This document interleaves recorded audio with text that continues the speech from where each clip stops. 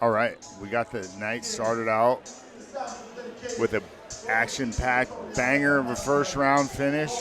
Moed Mohammadi got that W over Dominic Hall. Now we're moving on to fight 2, Daz Diaz versus Caleb Wheeler. Daz is making his walkout right now. Daz is only 19 years old, and he's got close to 20 fights, man. Here's the thing with Daz Diaz. I interviewed him on my podcast. This dude has insane Muay Thai and kickboxing fights.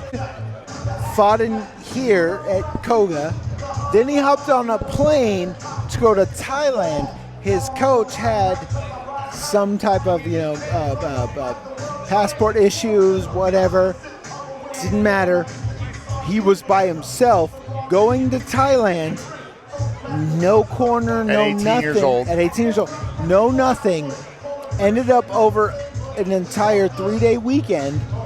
Had multiple fights in Muay Thai, kickboxing fights, and no corner, no nothing. He did not care. It was his first time out of the United States. It was his first time on an airplane. This dude went to Thailand. A lot of guys go to Thailand and train, and then they fight while they're over there. So Daz went over there after we saw him fight last. He was there a week. He said he fought 5 times, I think, in a week. That's awesome. Great experience for a young fighter to travel across the world and get some fights in. Here tonight. He says it's going to be the best Daz we've ever seen. Yes, he did. All right, folks, let's get his opponent out here.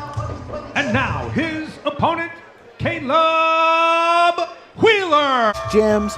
Yeah, seeing these young guys develop as fighters, right? As young guys, take the steps they need to become successful. His recovery's taken more serious than ever. Tail the tape here. Tail tape, my bad. Daz Diaz won.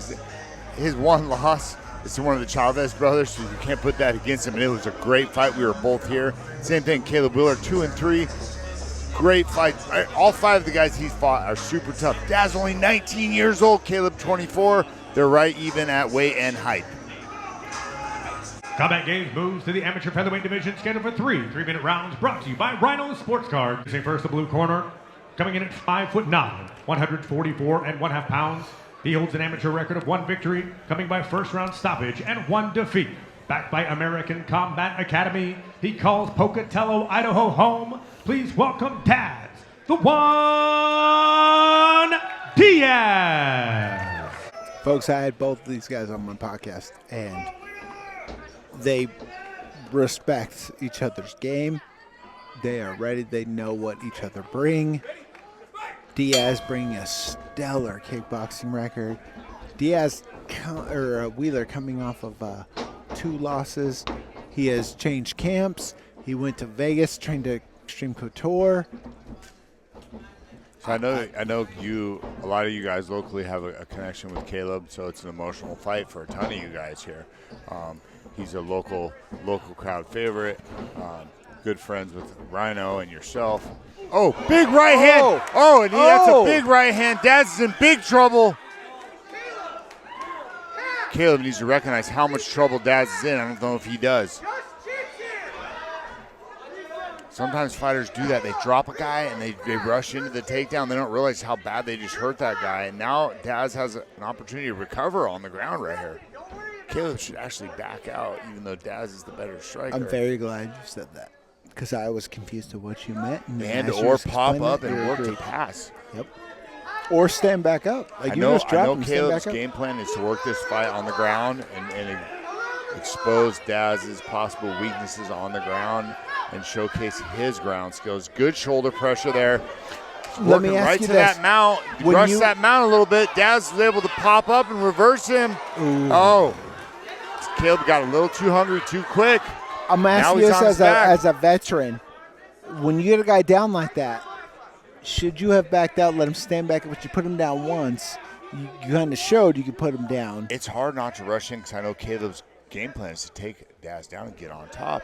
So you're like, boom, I dropped him. I might as well jump on top. But if a guy's hurt like that, you might want to let him back up to see how weary they are and or at least pass on your way down. Caleb made one big mistake there, tried to mount a little too soon.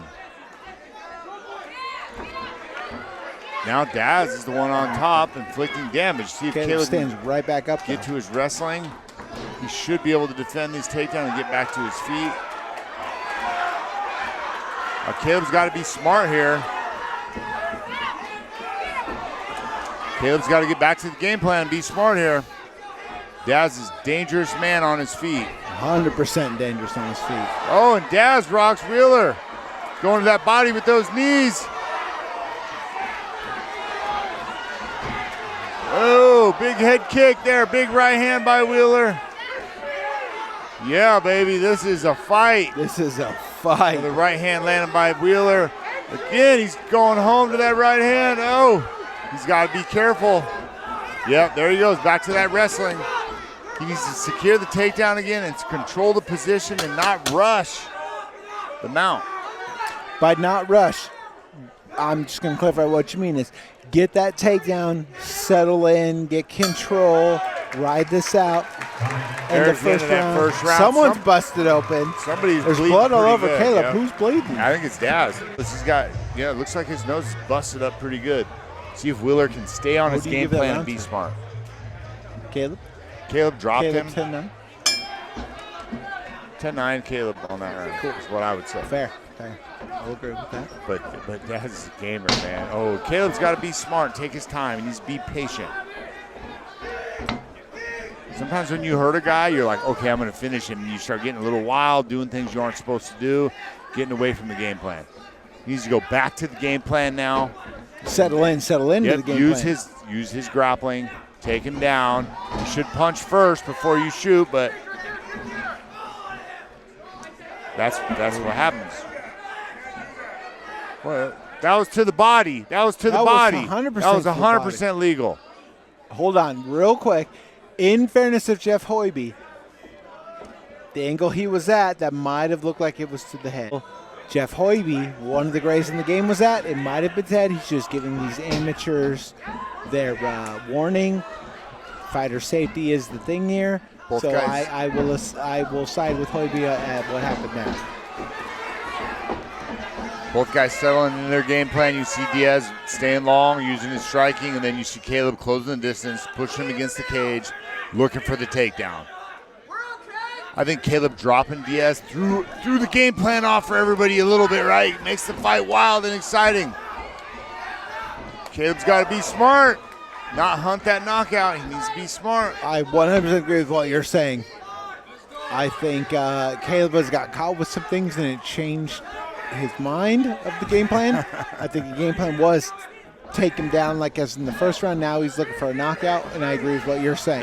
Nope, stay with the game plan. Take him down. That's the male. Your game. That's the male instinct in him, right? He smells. He's blood. He smells blood. Yep. He's looking for the kill. It's hard not to get out of your game plan in a situation like that. We also have to add in. Oh, big shot by Diaz. That fight's over. Fight is over. Oh my gosh. Big body shot. I think that was another big liver shot there. I missed it. I don't even know what happened there. I don't either. We were talking. I'm pretty sure that was but a I left knee respect to Diaz. the liver. I really respect Holy his fighter. shit. Can we please see the replay on that?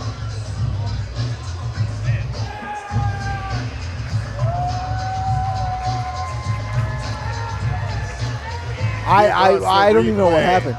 You and I were talking. That was so quick. Another body shot, which is gonna really frustrate Caleb.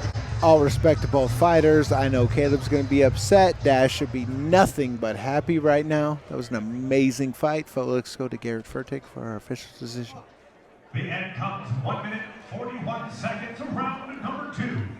Referee Jeff Wavy steps in and waves off a fight.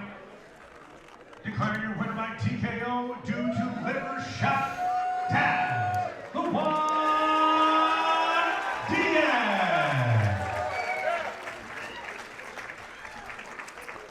Show respect to each other.